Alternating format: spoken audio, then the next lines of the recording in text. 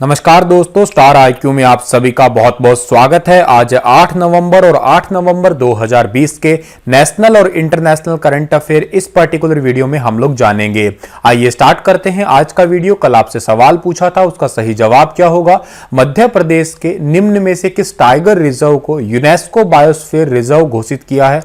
तो इस क्वेश्चन का सही आंसर था पन्ना टाइगर रिजर्व सेंटर, यानी कि ए ऑप्शन बिल्कुल ठीक था। अगर आपको मेरे द्वारा पढ़ाए गए सभी लेक्चर्स का पीडीएफ फाइल चाहिए तो आप टेलीग्राम पे स्टार आईक्यू पीडीएफ के नाम से एक टेलीग्राम चैनल है मेरा, उसे आप जरूर ज्वाइन कर लीजिएगा। यहां पे मेरे द्वारा पढ़ाए गए सभी लेक्चर्स का पीडीएफ फाइल अवेलेबल है। कल का तो सवाल आपको उसका जवाब मिल ही गया। आज का पहला क्वेश्चन क्या है कि इसरो ने किस राज्य में स्थित श्रीहरिकोटा के सतीश धवन स्पेस सेंटर से अर्थ ऑब्जर्वेशन सैटेलाइट 1 EOS-1 की लॉन्चिंग की है? तो ये काफी हद तक इंपॉर्टेंट क्वेश्चन है आपके लिए कि श्रीहरिकोटा के सतीश धवन स्पेस सेंटर से अभी रिसेंटली 7 नवंबर को जो है आंध्र प्रदेश के श्रीहरिकोटा से EOS यानी कि अर्थ ऑब्जर्वेशन सैटेलाइट की लॉन्चिंग की है इसरो ने। सी ऑप्शन जो है इस क्वेश्चन का हमारा वो बिल्कुल ठीक रहेगा। इसरो लगातार जो है सैटेलाइट लॉन्चिंग के काम कर ही रहा है, लेकिन उसमें से एक अर्थ ऑब्जर्वेशन यानी कि हमारे जमीन की सटीक जो जानकारी या यूं कहिएगा आप लोग एक रडार इमेजिंग के तहत जो है एक सैटेलाइट काम करने वाला है ये। इससे क्या है कि जितने भी आपके लोकेशन, जैसे हमारा आज के टाइम में हम लोग गूगल मैप भी यूज कर रहे हैं, तो उस चीज में नेविगेशन में हमें बहुत ज्यादा सुधार मिलेगा। अर्थ को ऑब्जर्व करने में, डिफेंस सिस्टम में काफी जगह जो है इसका यूज किया जा सकता है।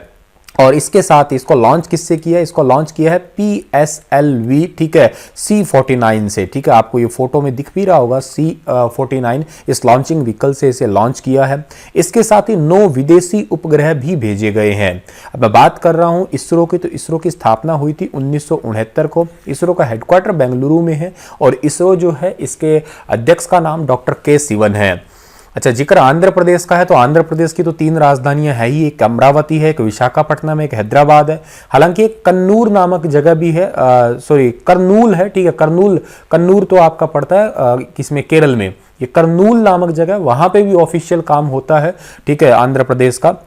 और यहाँ के गवर्नर का नाम विश्वभूषण हरिचंद्रन है और लैंग्वेज तेलुगु है ऑफिशियल। भाषा के आधार पर गठित होने वाला भारत का पहला राज्य आंध्र प्रदेश ही था। आज ईज ऑफ डूइंग बिजनेस में अगर आपसे रैंकिंग पूछी जाए कि ईज ऑफ डूइंग बिजनेस की रैंकिंग क्या है, तो नंबर 1 रैंकिंग जो है वो आंध्र प्रदेश की है। कोई भी देश की कंपनी अगर बिजनेस करना चाहती है तो सबसे अच्छा सुगम राज्य आंध्र प्रदेश है। और मुख्यमंत्री की बात की जाए तो मुख्यमंत्री YS जगन मोहन रेड्डी है। आगे बढ़ता हूं तो इनमें अगला क्वेश्चन है कि इनमें से कितने वर्ष की उम्र में किताब हैप्पीनेस ऑल अराउंड लिखने वाली अभिजीता गुप्ता सबसे कम उम्र की लेखिका बन गई है?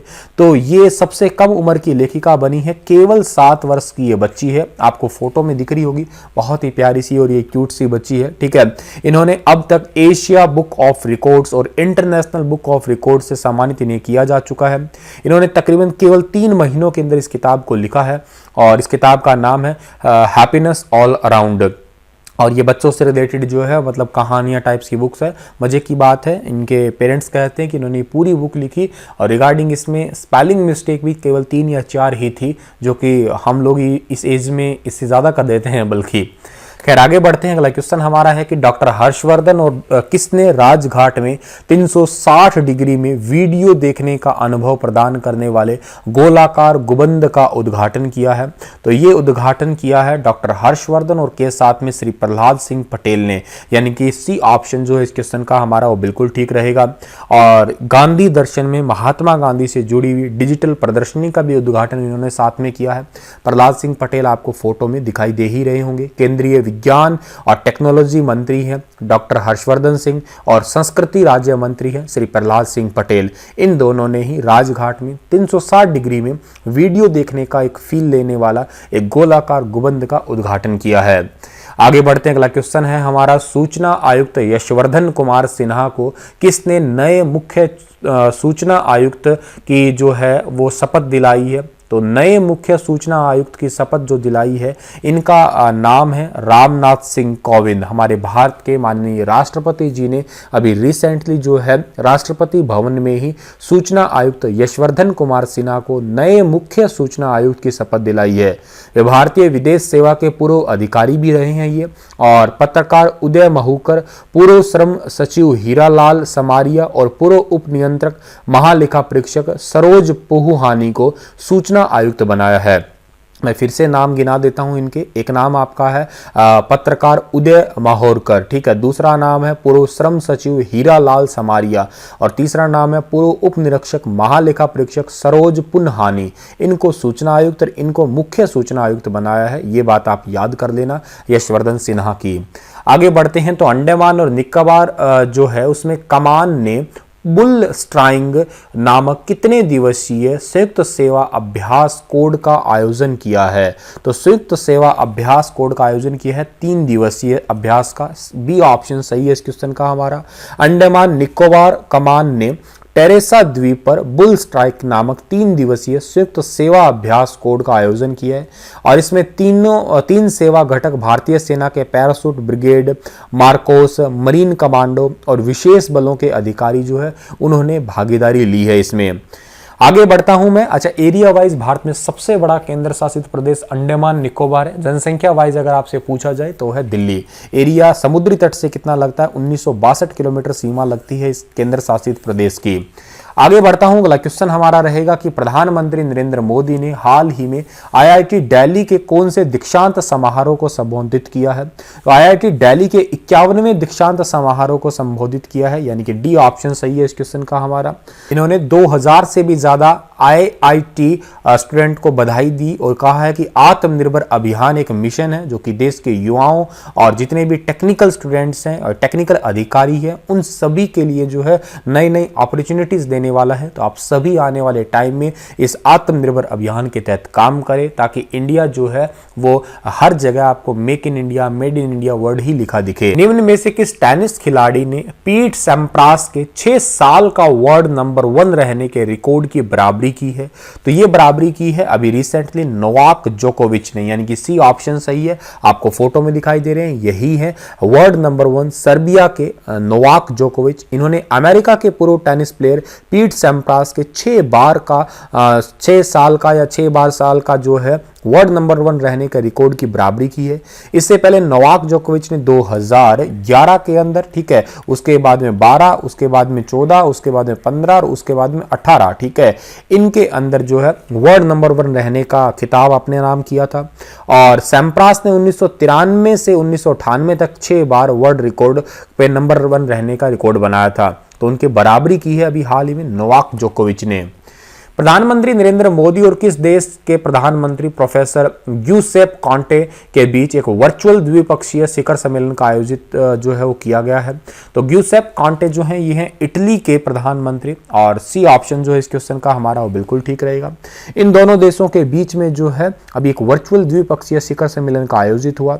इसके अंदर भारत और इटली के राजनीतिक, आर्थिक और वैज्ञानिक और टेक्नोलॉजिकल और अंतरिक्ष और रक्षा के क्षेत्र में सहयोग बढ़ाने के लिए जो है वो बातचीत की गई है।